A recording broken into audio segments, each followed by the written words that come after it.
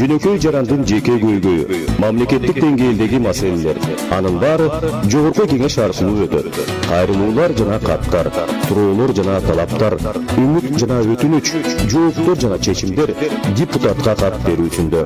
Парламент радиосунда депутатка кат берүүсү. Саламатсыздарбы, парламент радиосу өз уктурууларын улантат. Эфирде депутатка кат программасы.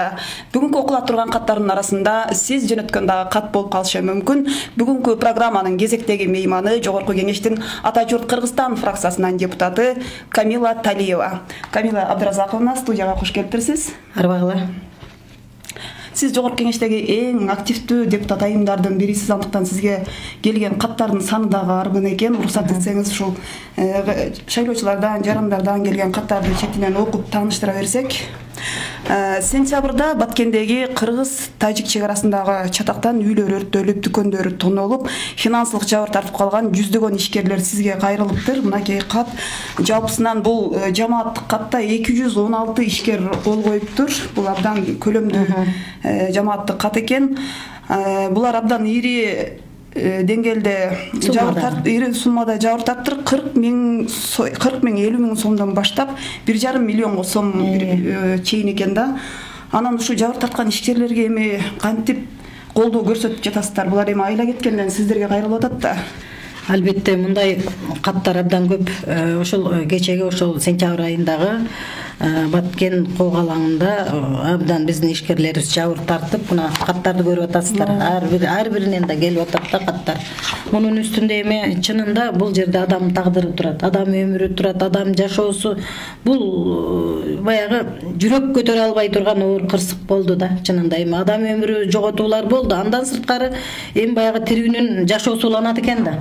Анан ошол кырсыктан кийин эле дароо жанагы банктардан мындай ириде ошол банктан булар кредит алып алган да. Ошол жайдын күнү июль айында, август айында кредит алып эмеле иш баштаган. Асты 1,5 миллион, 1 миллион 800, 900 миңден алган. Анан бери жагы баягы 30-40 миң сомдон башталып атат. Эми айыл жеринде 30 миңдай, 40 миңдай чоң акча айыл жеринде. Булар эми ошону баягы жыргагандан жылкычы болупмунбу дегендей зарыл да алып туруп, анан улам баягы колдонуп бир маселелерин чечип келген да. Мына биз ошол 17-синдеги баягы Лейлик районундагы Жаңжер айыл өкмөтүндөгү айылдарга ошо 19 күн кирип мен өзүм дагы ошол фиксация кылып жүрдүм да. Бүт баягы тонолгон үйлөрдү, талкаланган үйлөрдү чынында жанагы көпчүлүк ишкерлер ал жерде бизде ошол мал алып, ошону бордоп семиртип, жанагы пародисти тиги малдарды алып туруп, анан ошону сатып, ошо менен баягы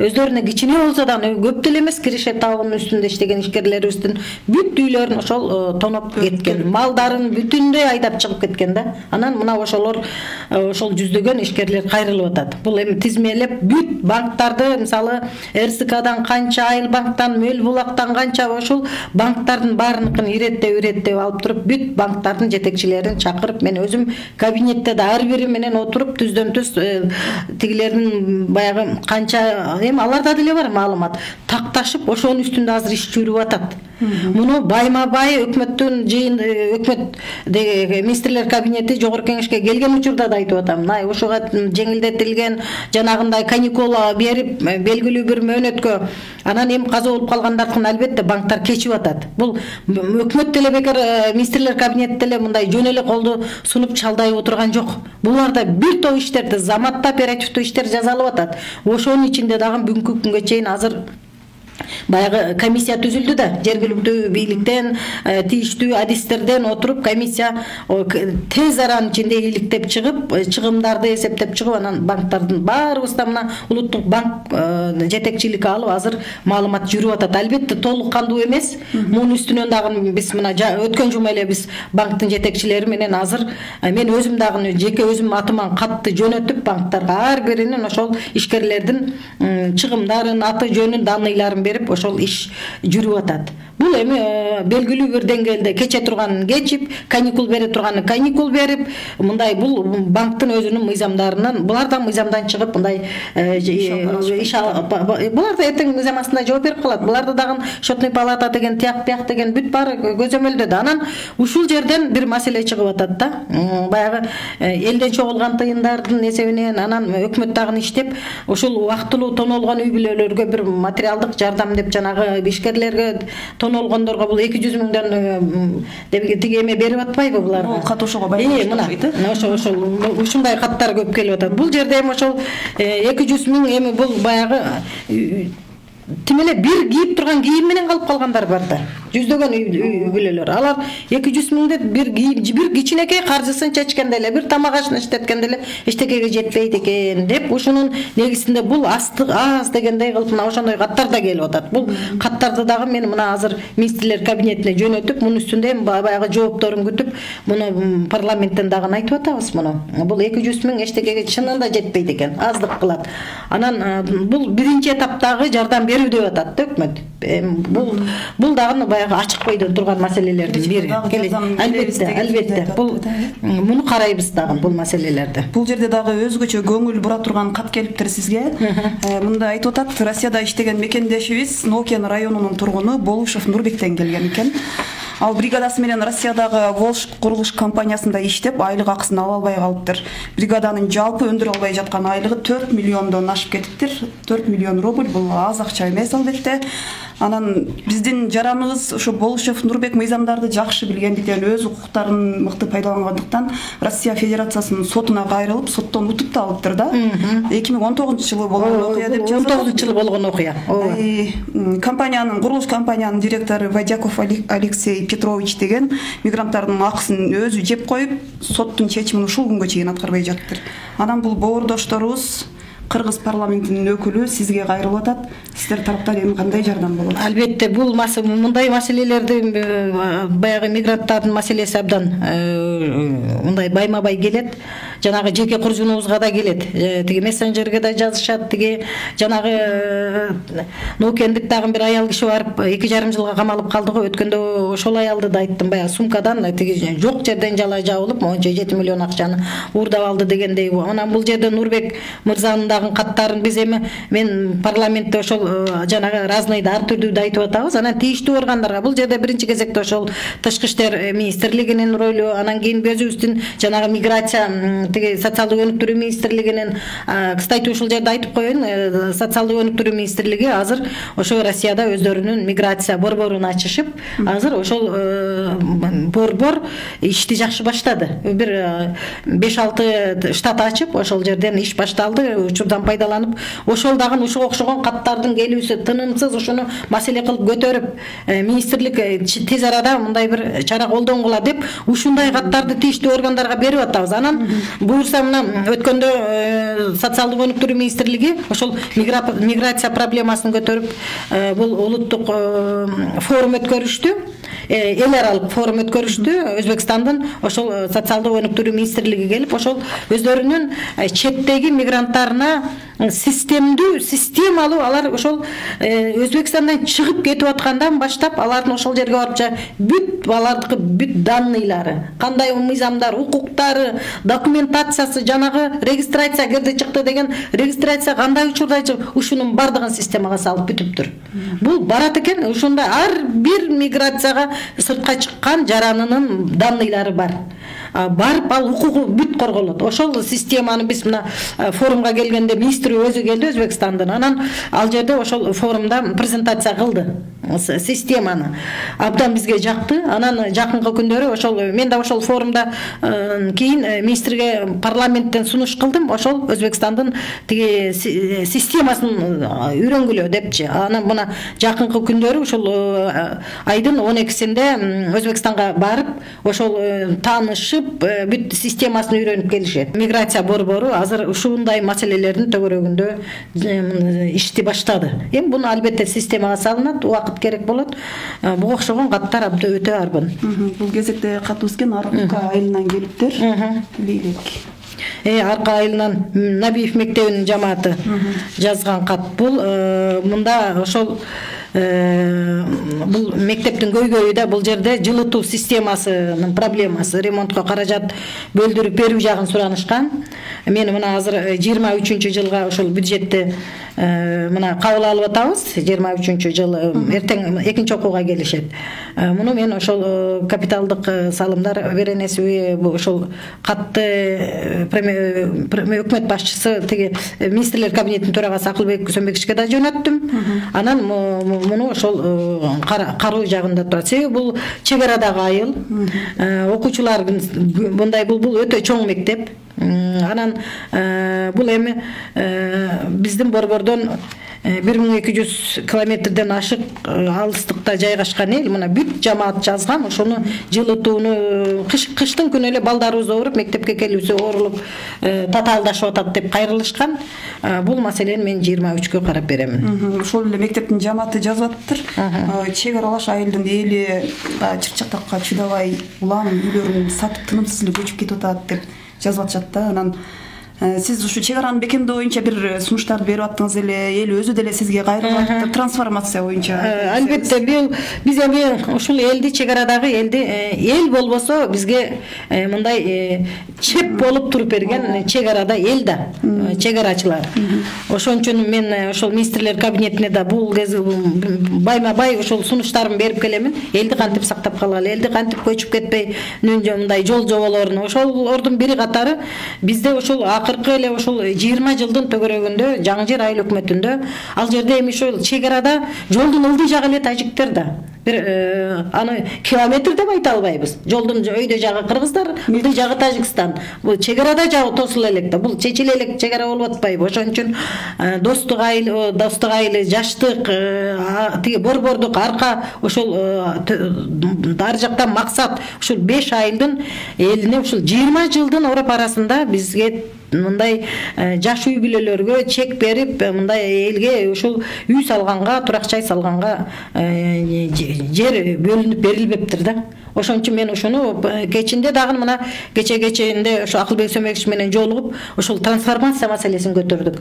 Андан сырткары биздин эми Лейлек району бүтүндөй эле чек ара район болгондон кийин биздин Разаков шаары, мурунку исманы азыркы Разаков шаары, Разаков атабыздын ысымы ыйгарылган шаарыбызда бүгүнкү күнү чынында шаардык инфраструктурада көйгөй өтө көп. Ошонун бири катары миңдеген жарандарыбыз 20 жылдан ашуун убакыттан бери Исфана Разаков шаарында элге чек берилбептир. Ошол маселени да көтөрүп, мына азыр Акылбек Сөмбекович экөөбүз сүйлөштүк. Лейлек районунда бардык ушул элге ушул трансформация кылганга документтерди даярдайлы дедим. Мен ошону азыр эми өзүм мойнума алдым жоопкерчиликти. Документтерин растап, даярдап, анан эми бул эми бир топ этаптан өтөт да. Документ бул эми абдан юридикалык жактан так болуш керек. Ошон үчүн биздин райондогу бул элди сактап калуунун бирден бир бул мындай зор жолу ошол жерди трансформация кылып элге турак жай курганга жер бөлүп берүү жагын бул да күн тартибинде турат. Ушу чек аралаш айылдардын эли Бишкек тарапка көбүнчө эле борборго агылып келип атат деген маалымат кетип атпайбы? Анан ошону эле тастыктаган бир бул кат экен да. Мында баланы мектеп бала бакчага жайгаштыруу жөнүндө сизге кайрылат деген кичинекей проблема болгону менен мунун артында Bunday каттар эмес, ОЗК телефонума чалып дагы ошол мунун баары Бишкектин төгөрөгүнө, ошол Чүй бооруна, анан Бишкек шаарынын өзүнө келип жайгашып, бул кептин ачыгы чынында келин кесектер, жаш балдалуу үй бүлөлөр, жолдошу эркектер айылда калып бүт негизинен ошол жаш окуучу балдар, бала бакчадагы курактагы балдары менен бул жака келип башында жайгашты. Анан көпчүлүгү жайгаштыра албай, бала бакчанын таптыштыгы, бала бакчаны билесиздер, шаардын тургундарына жетпей атат. Кыргыз бала бакча жок шаарда. Бул өтө чоң көйгөй болуп атат. Анан мектепке жайгаштыра албай көпчүлүгү дагы ошол кетишти. Кайра баягы үйлөрүнө кайткандары да болду. Бирок мындай каттар ОЗК да мындай каттар абдан көп. Бир тоonu Сокулукка, ошол чүй бооруна жайгаштырдык. Шаардын дагы бир жан конуштарга дагы жайгаштыргандар болду. Чынында бул эми жанагы элди көчүрүп кетпөө деген проблеманын мына башаты ошол да. Балдарын ошол жанагы чек арадагы тиги коопсуздуктан коркуп эле алып келип бул жака жайгашып. Анан эми чынында өткөндөгү бул трагедияда чынында жаш балдар өтө коркуп калган. Өтө коркуп калган, мектеп окуучулары травма алышты, психологиялык травмага тошолушту. Эл монтип тозуп ушундай көйгөйдүн айына мына парламентте ушул тынымсыз айтып атам го, эл кетти, элди мына ушул сентябрдагы окуяда кийин айылда 30-40% эл калды да. Эми азыр толуктанып атат. Бир 60-70%га толукталып. Буну мектеп окуучуларынан эле билсек болот. Мектепте бир кезде ошол 30% окуучулар барып калды. Андан азыр өсүп отуруп 60-70%ын төгөрөгүндө окуучулар барып атат. Барып кайрадан баягы жашоо уланып атат да. Эми чынында бул келип туруп эле мындай проблемалар бул чечилиш үчүн түпкү чечилүү маселеси чек аранын чечилиши болот да. Эми мына буюрса чек араны кайтарылган элге колдоо керек. Элге бул эми чынында биринчи кезекте элге өмүр сактап калуу. Азыр мунагу элден айланса болот.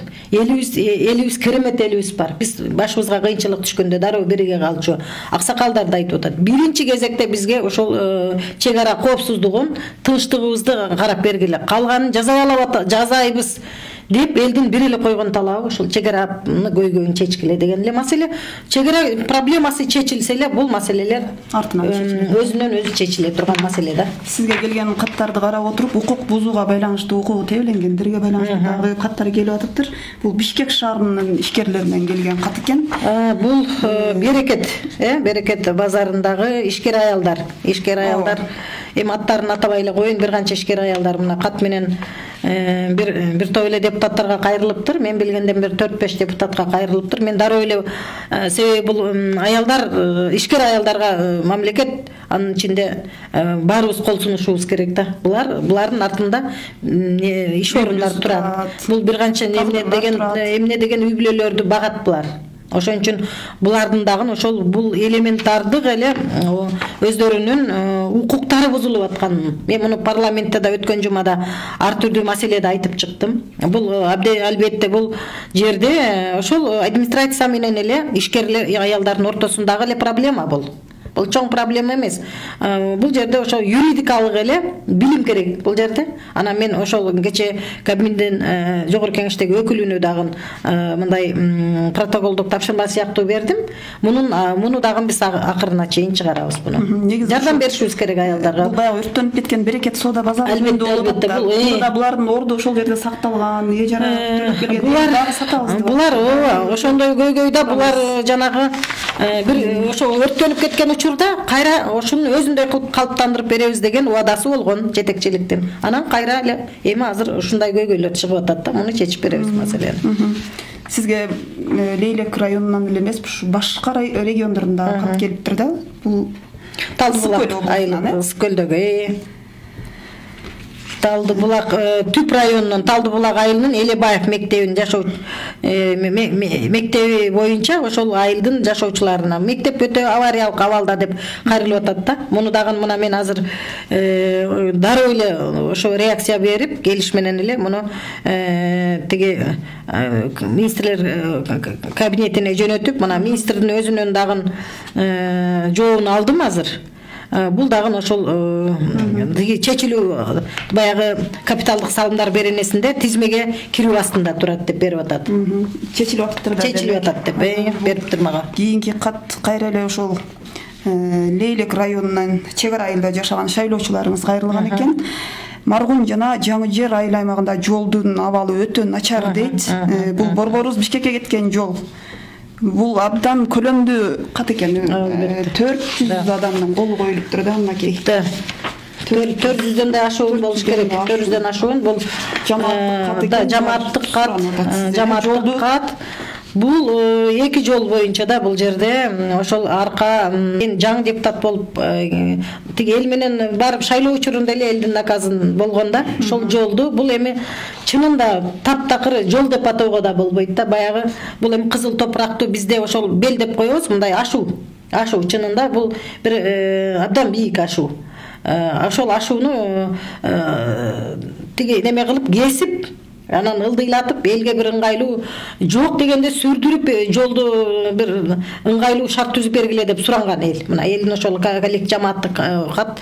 Анан ошонун үстүндө иштеп биз февраль айынан баштап эле 22-жылкы капиталдык салымдар беренесине киргизип, биринчи жылга 10 миллион бөлдүрүп, мына 10 миллион азыр иштеп атат. Ошол 2 метрдей же бел эмени ашууну кесип азыр иш кадимкидей жүрүп атат. Өткөндө Акылбек Сөнбековичте дагы барып, ошол жолду биз өз жеринде көрүп, албетте ал жерде бир топ көйгөйлөр бар экен, техниканын жетишсиздиги, анан министрге да кайра айтып бул көзөмөлдөгү. Анан экинчи элдин дагы экинчи жол бул жанагы арка тиги Мурас, Даркум тиги Самаркандек жолу бар, Мадиген деп жол. Ал ага дагы быйылкы жылы ошол жыл сайын буну мен 2010-жыл депутат болуп келгенде баштаган жолум болчу. Анан бир канча жыл токтоп калган да, анан кайрадан ошол былтыркы жанагы Тажикстан менен Кыргызстандын ортосундагы 29 апрелдеги тиги ошол чатакта 2021-жылкы ошодон кийин анан президент дароо 20 миллион бөлүп иш башталып, эми азыр иш жүрүп атат. Ошол бул иш токтоо, эл чочуган ошолда иш токтобой жүрсө бүтүрүп берсеңер деп атат. Эми албетте мен ошол Кудай буйруп деп ырым кылабыз го, ошол чакырылышта ошол жолду дагы бүтүрүп берүүнү мен милдеттенип алганмын. Бул акыркы каттарды дагы айта кетели, бул деле ошол мурунку маргын азыркы Мурас деп өзгөргөн айыл өкмөттөн келген таза суу маселеси боюнча экен. Мында 9 миллион, 19 миллион, 1 миллион сомдон бөлүп аз каражат берип таза суу чыкпай атат деп айтып атышат. Чынында эле Лейлекте таза суу көйгөйү абдан курч. Бул маселе кандай чечилет? Албетте бул таза суу көйгөйү чынында маргун азыркы Мурас, анан Мурас айылында мурунку Даргаз, Даркум, Чүрбөк деп аталып ал айылдарда бар кыргызчаланды да азыр. Жети таш, Кереге таш, Үч булак деп өзгөрүлдү айылдар. Ушул айылдарда Кудай мына президентибиз дагы ал мыйзамдыдан аракеттенди эле, мына өзгөртүп эли журтубузга кут болсун. Өзүнүн баягы тарыхыяттары бул. Кыргызча тарыхыяттарын кайра кайрып бердик мыйзам менен. Президент кол коюп мына азыр эми 1-январдан күчүнө кирет.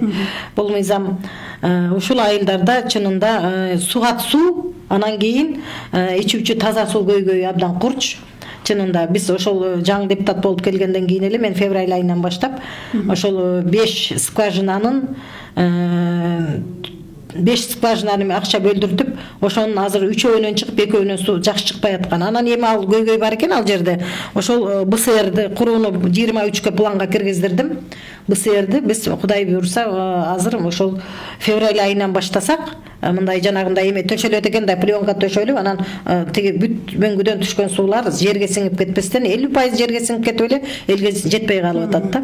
Анан ошону тиги БСРди февраль, март, апрель айында быйылкы жылкыга бүтүрөбүз деп пландап атабыз. Муну дагы мен министрлер кабинети менен макулдаштым. Көзөмөлүмдөгү иш бул дагы. Анан таза суу, албетте бул таза суу бизде район боюнча көйгөй, чынын айтайын. Лейлик районунда 49% гана эл ошол таза суу менен камсыз болгон.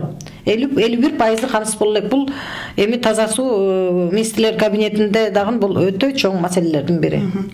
Камила Абдыразаковна, бул сиздин кат курчуңузга келген каттардын баарын окуп тааныштырууга 2 күн 3 күндө эле убакыт жетпейт окшойт. Биздин убакыт министрлер кабинетине 107 катты жөнөтүпмүн кече эсептетсем. 10 айдын ичинде. Бул эми ушул элдин көйгөйү да, элдин көйгөйү.